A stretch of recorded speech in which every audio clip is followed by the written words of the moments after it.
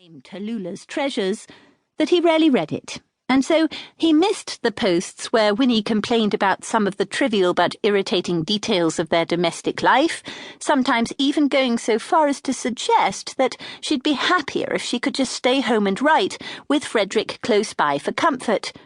And smoke.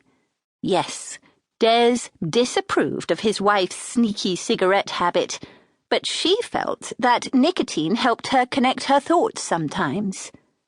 Didn't the writer Winnie most admired in all the world, Polly Penham, confess to treating herself to a cigarette from time to time to help the writing flow, as she polished off yet another funny, clever, adorable romantic comedy? Polly's books featured likeable yet ditzy young women whose antics could make Winnie laugh aloud as she sat and read them late at night in bed, Des grumbling at her side. Maybe Polly's next book would feature an American blogger with a Maine Coon cat.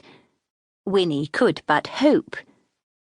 Des understood how much his wife's dreams of getting published meant to her, even if he was sometimes jealous of the time she spent on her writing.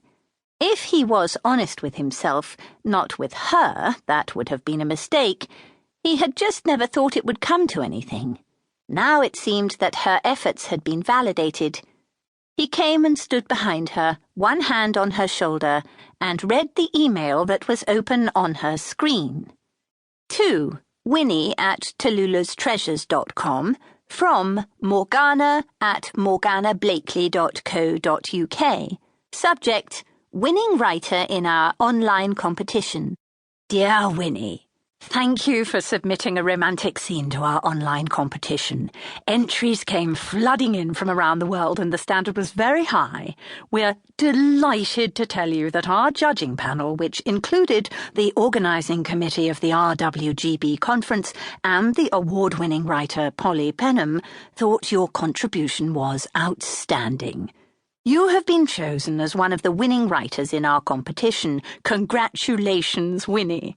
We would like to invite you to come to London to meet my agent, Lex Millington of Millington Bustle, for afternoon tea and a chat about the publishing business at this year's Romance Writers of Great Britain conference, which will be held at the Coram Hotel in Bloomsbury, London. After tea with Lex, Polly Penham will meet you and the other winning writers to share tips about her success. Later, we will get together with members of RWGB and guests from the industry for a gala dinner at the hotel. Your accommodation costs will be met for the night of the dinner.